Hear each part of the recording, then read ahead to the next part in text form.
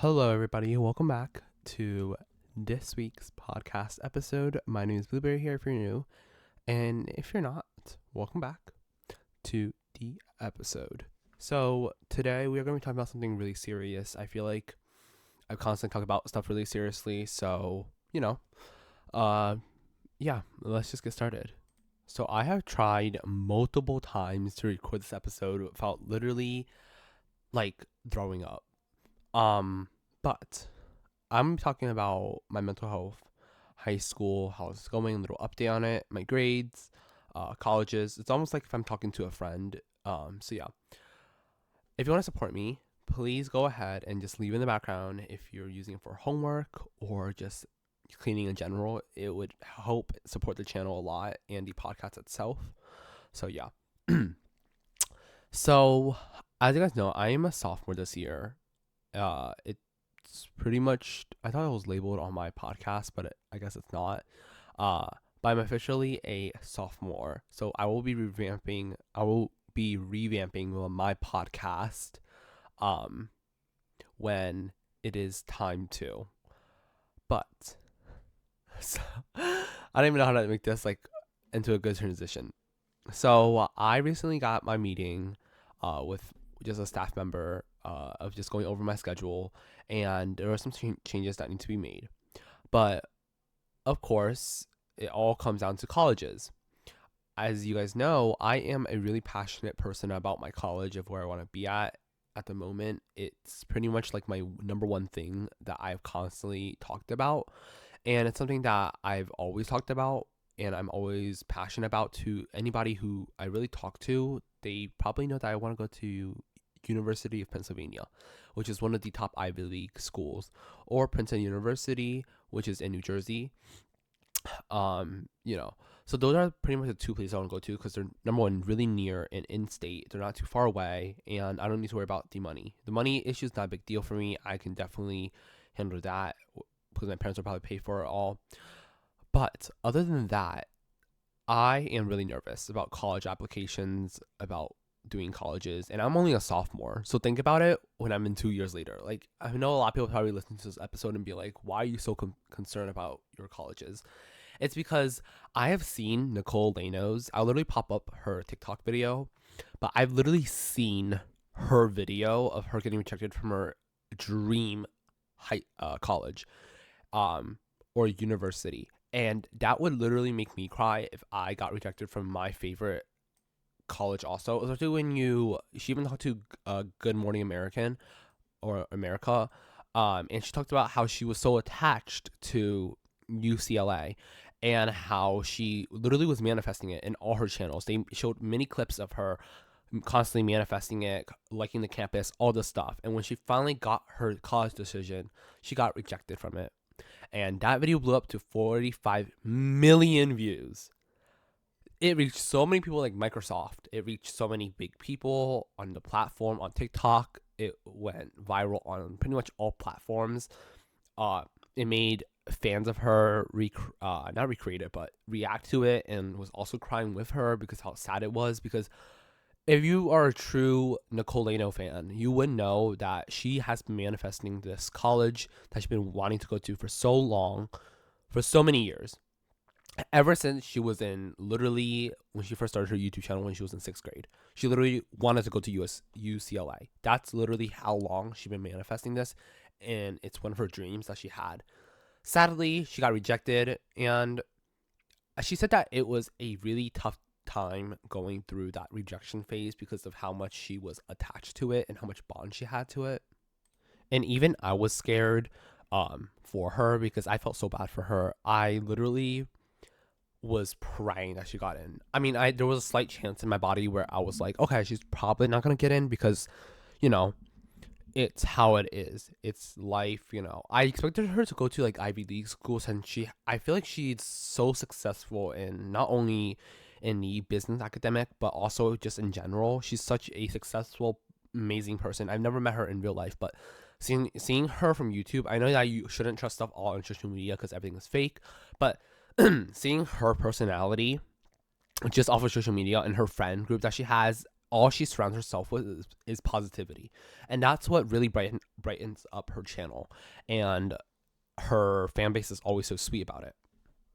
So that being said, all these feelings that my counselor said, all these feelings of me being scared, worried, nervous, all this stuff, even as a sophomore now, is all normal feelings that I have. And that's something that I didn't even notice and I didn't even take consideration to until he literally told me that. And I was like, oh my gosh, that he's correct. Because I do get this nervous feeling, not because my parents does have something to do with me getting into Ivy League schools. Like, they do want me to go to Ivy League schools, but it's something that I've always been dreaming of. UPenn, I've always seen this as one of the best Ivy League school. I've heard so much good things about it. I've done so much research about it, and I feel like I am like in Nicole Lano's shoes, where I kind of am just manifesting that I could go into it, but in reality I probably can't. But like she said in her video, that it's all in God's hands, and whatever God chooses for her is where she's going to. So I would do the exact same thing, and I would literally just let God do whatever he wants, because whatever he wants is whatever I'll be going to. Now, that being said, I'm still researching my top colleges that I still want to apply to. I want to apply to at least like 15 of them. It may sound a bit excessive. Maybe like even 12 of them would be nice. But it really depends on how I feel, because 2 of them are probably going to be UPenn and Princeton. Even if I try it and I don't get in, it's completely fine. At least I tried. I could always go back to, I could always reapply next year.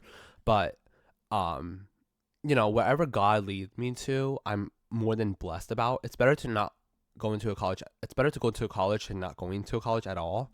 So, me being nervous about colleges is completely normal. Moving on from that topic, I'm going to be talking about something more personal, which is my mental health. As you guys know, I've constantly talked about my mental health constantly on my podcast episode, like constantly. It's not something that I have never talked about. It's something that I've always mentioned, and I don't know if I have posted. I always scrapped a lot of my podcast episode because I found it extremely boring and not fun at all. But my podcast episode, not my podcast episode, sorry, my mental health for high school has been a weird emotion of like ups and downs. I don't know if it's because colleges are just in my head constantly, and that's why my mental health is really weird, or because school is just stressing me out in general. But I'm just, I think, extremely not unmotivated to make a podcast episode, but I'm more so like burnt out from high school that I'm constantly not able to do what I want. Which is, have fun and make podcast episodes. Now, that being said, I have tried other stuff other than podcasting, because if I constantly do podcasting, I feel like I can't have that balance of, doing that. Because if you constantly do one thing, you will get bored of it. You will get burnt out of it. It's good to find balance in your free time of what you want to do. Do you want to do podcasting? Do you want to do YouTube? Do you want to do arts and craft? Like, it's a hobby of mine, and stuff like YouTube and social media in general are just small hobbies. I talked about that on my personal Instagram account.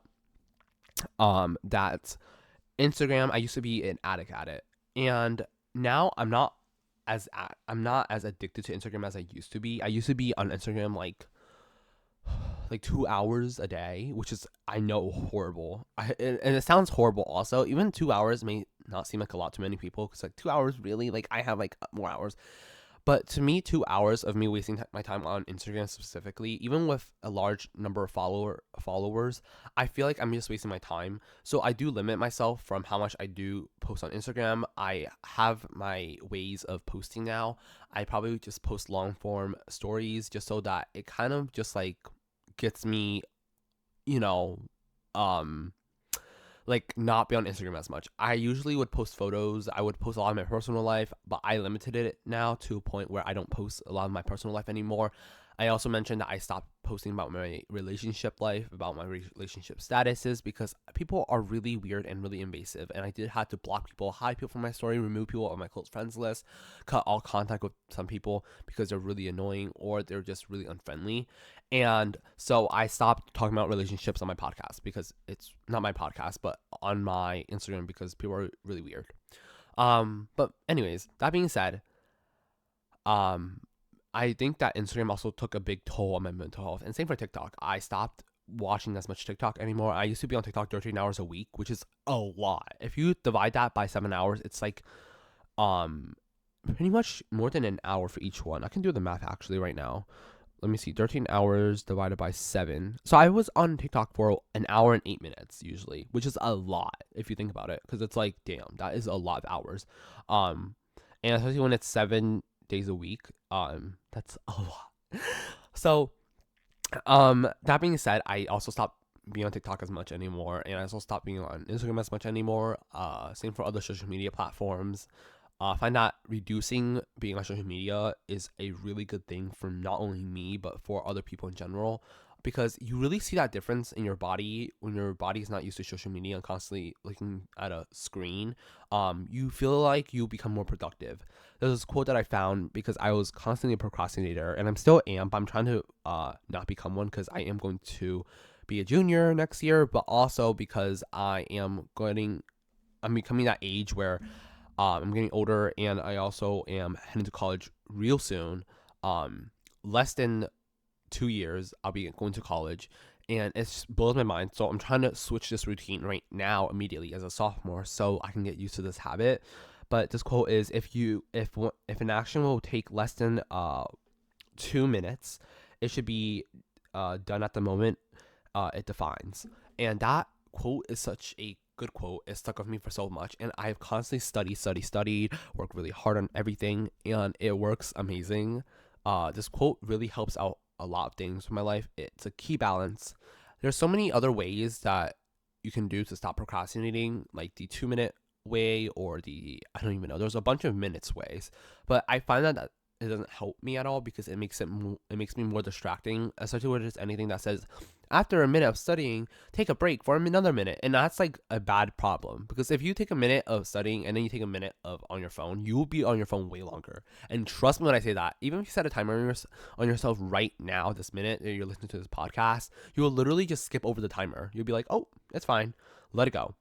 So I completely stopped anything that's like a minute, or anything that has a break in between, because I realized that my phone is a big distraction. It's almost like an addiction. It's almost like, I can't say the D word, but because I'm scared that YouTube may flag this down, but I can't say the D word, but it's almost like a addiction, like this like pill addiction, where your phone is like that pill and you can't stop not using it. You know what I'm saying? So having your phone down for like even a couple of minutes, you will see yourself zooming by, being so productive.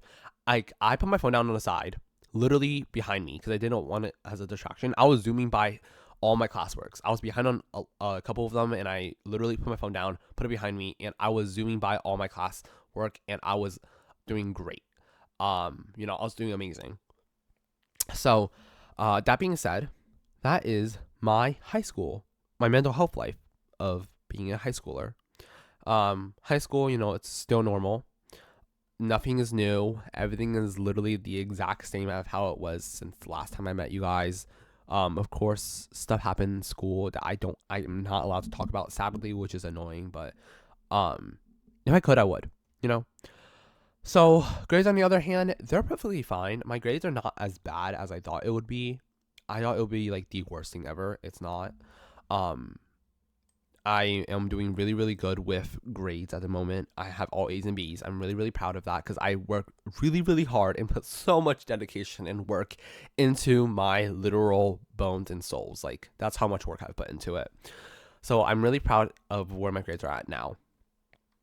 Now, colleges, like I said, I already talked about colleges, but I think that society in general, we constantly depend on our grade. We get labeled as a grade. Like, if you don't do well, you seem like you are a stupid kid because you don't have A's and B's. And I feel like that's the issue with society, where we looked at ourselves upon this world of, you need to be good in order to get into this good college with, having good grades, good SAT scores. And I think that's what really ruins society and the world, and why people, don't want to go to colleges, because if that's how colleges are viewing students, there's really no point, because all you're doing is giving them money, and they're just eating your money up. If you don't want to learn, that's completely fine, because they don't give a crap. They literally pay the professors to work their butt off. Like, It's so crazy, but it literally blows my mind. So something like UPenn and Princeton, especially, they do that kind of stuff where they don't care about you at all. And, you know, it's like, do you even want to support this school? But then the school is really good, and it may look good on your resume in the future if you ever want to go into a big industry of working, like with, for example, Elon Musk, Tesla X, SpaceX, or do you want to work in the, I don't know, McDonald's industry or the fast food industry or the social media industry? Something like these colleges that are so top and big, top notch, and with low exception rates, you have a higher chance of getting into a good job. Now, that being said, will companies may look down upon you? Probably. But will companies also look above you, and you may get a lower chance of getting accepted because they're scared that, with such low expectations from them, that they're scared that you may leave them. And that answer is yes. Many companies do that. There was a TikTok video of this girl at ENJOYY, and she literally was complaining about how she has a Harvard degree with a bunch of good degrees and a bunch of language, and she literally can't get accepted into any businesses. And the comments were like, because you have such a high expectations, companies are worried that you're going to leave them, and so they don't want to accept you because you have too much of a high expectation from them. So that being said, it really is difficult to do colleges and stuff like that. But yeah, so that's pretty much like the basis of literally just being a college student after you graduate. But yeah. So that being said, this is like a pretty much short podcast episode because I don't want to make it too long. I am recording this on OBS now, officially, not on my damn phone anymore because, bro, my phone has been literally ruining the vibes of everything. Because, I have limited storage, of course. I can finally edit on my computer. I'm more happy about it now than ever. But yeah, that's a little update of mine. I have officially scrapped the podcast episode of the previous one about me getting burnt out from high school because it's completely outdated. And it was recorded back in January and it's literally April, so it's like a 3-month episode that's like just like laying inside my dead box of CapCut. So I apologize to CapCut for that because that's pretty much awful. I also, because like I said, I don't know if I told you guys it, but I am balancing around with social media right now, and I am officially streaming on Twitch. So if you do want to check out my Twitch, it'll be twitch.tv/Hahablueberry. I'll put it right on the screen. But yeah, so please check it out, support me, give a big follow because it really would mean a lot. Literally, it would mean a lot. But anyways, thank you guys so much for listening to this week's podcast episode. I hope everyone drinks some water, and I'll see you guys all next week for the next upcoming podcast episode. Make sure to follow all my social medias, which will be linked in the linktree in the description down below. Also, this episode is not sponsored. If you'd like to sponsor me, it will be in the description down below, from business email. And I'll see you guys all next time. Goodbye.